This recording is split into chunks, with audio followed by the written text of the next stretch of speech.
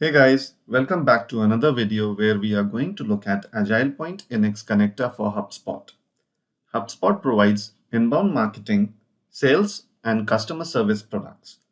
Let's look at this connector in action. So I'm in my demo environment right now. I'm going to first create an access token to connect to HubSpot. Again, I can create this at a global level in the Manage Center and share it across applications, or I can create it at an app level within App Builder. I'm going to create the global level one, so I'm going to go to Manage Center, App Builder, Global Access Token. Now, in my case, I have already created an HubSpot access token, so I'm going to edit it. You could create a new one clicking on the Add Token button. Just to show you the experience, you're going to click on Add Token. It would have brought up a screen where you would enter the token name, you would enter the client ID and client secret. Now, in case of HubSpot, you have to sign up for a developer edition of HubSpot for creating one of these apps. So once you have signed up for your primary edition, you can go to developer.hubspot.com, and over there you can see your developer edition as well as your primary edition over here. Once you click on the developer edition, you can see there is a menu option over here called apps. You can go and create a new app. In my case, I have already created an app. So I'll show you what I did over here. So I gave app a name. And in the auth section over here, it will tell you here is the client ID, here is the client secret. Do you want to specify any redirect URL? So yes, you are going to go to AgilePoint's access token screen and copy the redirect URI from here and paste it. You can also specify what kind of scopes this access token would have. So what kind of operations do you want to support? So there it has been put in two different categories in HubSpot. So you can select some of the CRM scopes. So in my case, I'm going to work with companies, contact, deal. So I'm going to actually select all of those, read and write. And at the same time, I can also work with tickets. So I'm going to select tickets as one of the options. So depending on your needs, you are going to specify some scopes and then finally click on the save button. Now, once the client secret has been generated, copy the client secret over along with the client ID. So I'm going to actually paste my client secret. And next I'm going to say generate an OAuth2 access token. Now it is going to ask me for which of your tenants are you going to generate an OAuth2 access token. So I'm going to say generate it for the primary HubSpot tenant for me, not the developer edition. So I'm going to select that one. And it gives me back the OAuth2 access token, which I have set up to be renewed every 10 minutes from a security perspective. Click update. Now, once the access token has been designed, you can go to App Builder and start building our application. I already have one application created. I'm going to open it in edit mode over here. Now, what you will see in this application is I have a form where I'm going to submit some company information. I'm going to show you that form real quick. It has some fields like company domain name, number of employees, those kind of fields. Now, next, I'm going to start calling my HubSpot connector. Now, in case of HubSpot, we have 16 activities created. Create, update, delete, and retrieve operations for company, contact, deal, and ticket. So all those are available. And I've used all of them in my process model over here in my dummy scenario. So first, somebody submits the company information. I drag and drop a create company activity. And the configuration of most of these activities remain the same. So in a create activity, I select my access token, provide my request mapping. On the left hand side, what you're seeing is AgilePoint process and form schema. On the right hand side, you see the company schema coming down from HubSpot. So I've done the mapping over here. And whatever is the company ID associated with it, once the record has been inserted in HubSpot, I'm going to store it in a variable.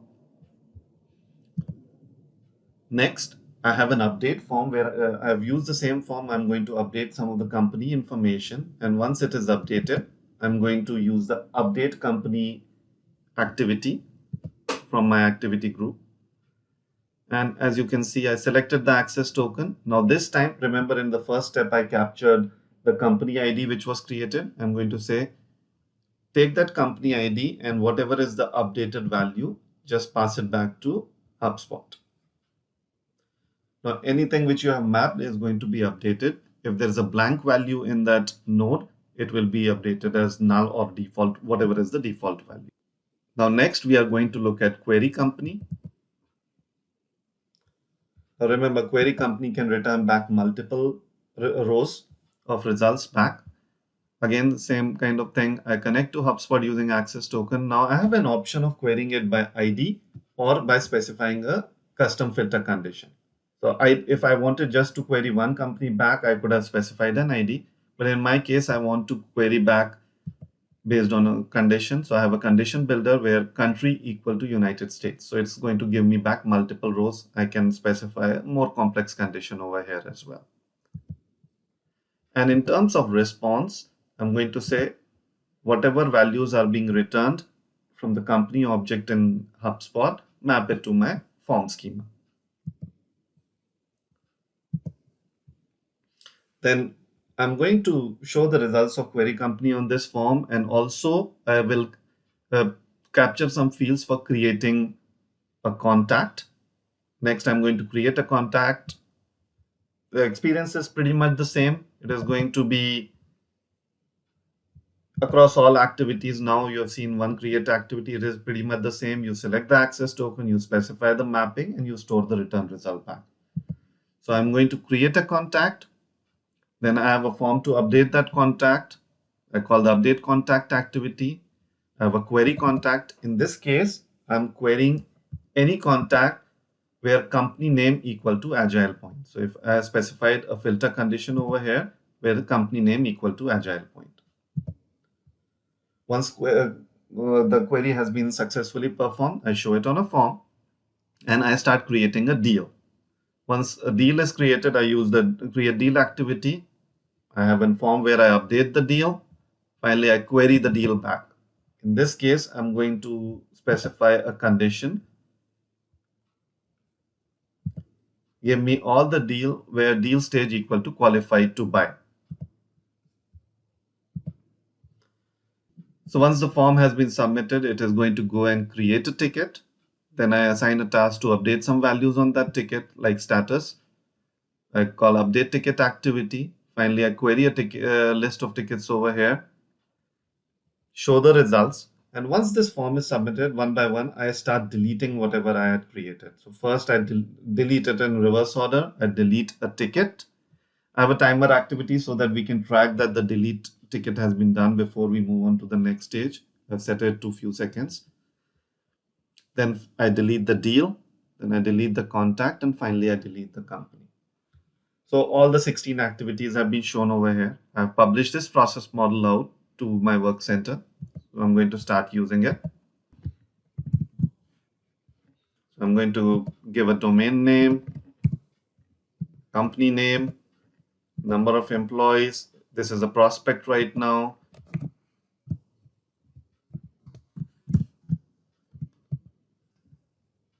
I'm going to say the address is 34XYZ Drive,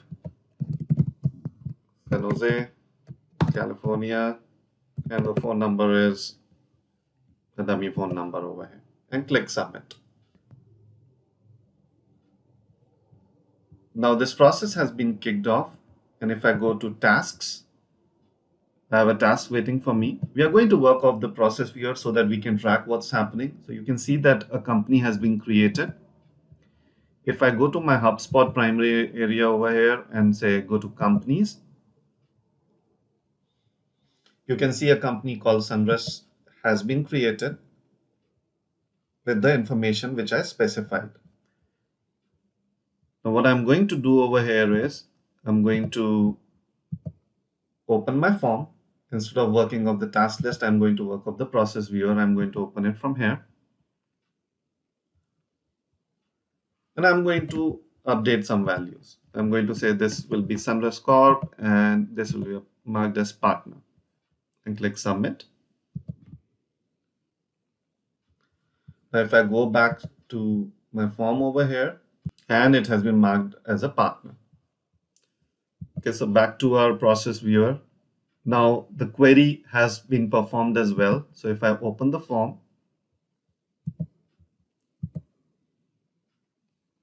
remember I mentioned that show me all the companies where country equal to United States. So those have been queried and shown on a repeating subform over here.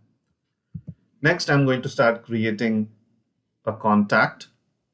I'm going to say, here is my first contact.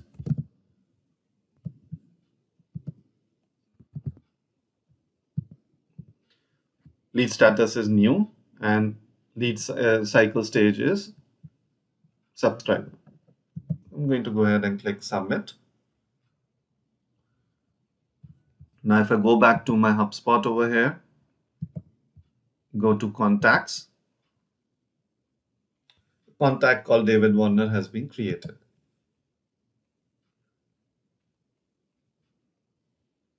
And as you can see, it has been associated with Suntrust Corp as well, which was the company I created in the previous step. And all the information is populated over here. So I'm going to go back to my process viewer. Next, I'm going to update some value.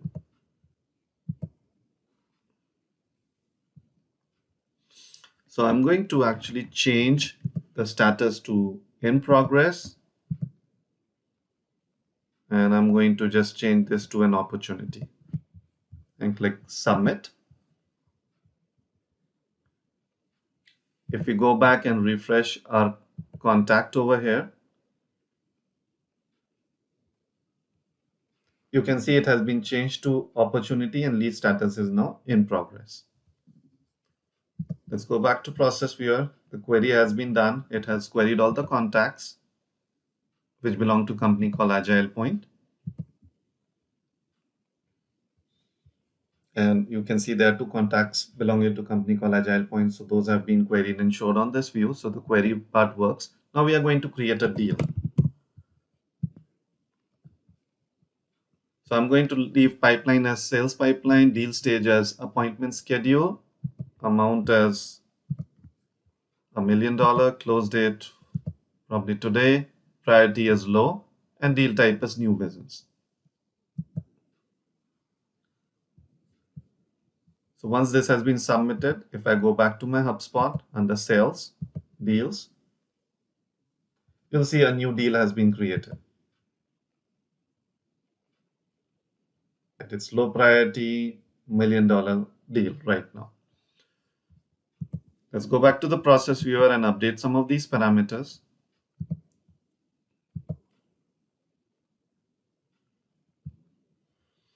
Now we are going to change it to existing business. Priority is high and click submit. And if we go back to the deal, refresh it, the priority has been changed to high and deal type has been changed to existing business. So the update did take place. And also a query has been done for the deals. So I'm going to actually open the form now.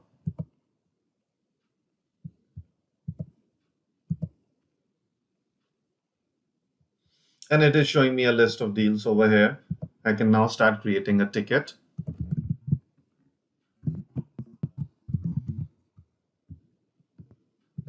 I'm going to keep the status as new, created date as today, and priority is low to start with.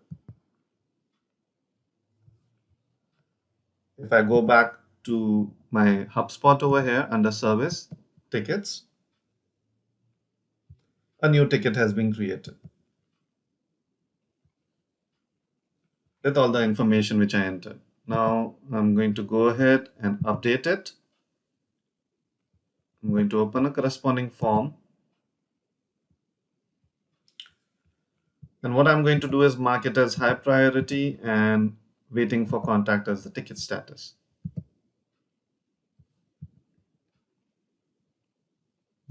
And if I go back to HubSpot, refresh the ticket, you can see that the priority has been changed to high and status has been changed to waiting on contact. Now it has also queried all the tickets back. So I'm going to open my query form. And I can see some of the tickets based on my condition. I'm going to go ahead and click submit. Next, it is going to start deleting some of these records which I created one by one. So it now deleted the ticket. So if I go back, click refresh, I'm on this ticket which was created, and it's gone. Next thing, it is going to delete the deal. So I'm going to take you to the deal screen. You can see there is a deal called Sunrise deal right now. Once the timer has elapsed, the delete deal would take place. So the deal has been deleted now. And if I click refresh, keep an eye on Sunrise deal, that goes away from my list. Next, we are going to look at contacts. Keep an eye on contact called David Warner over here. Once timer is elapsed, that would be deleted. So if we go back to HubSpot, click refresh, keep an eye on David Warner, that goes away from my list. Last, I'm going to take you to company screen.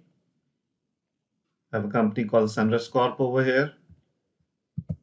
And now the company has been deleted. So if I go back, click refresh. And as you can see, that company Sunrise Corp has been removed from my list.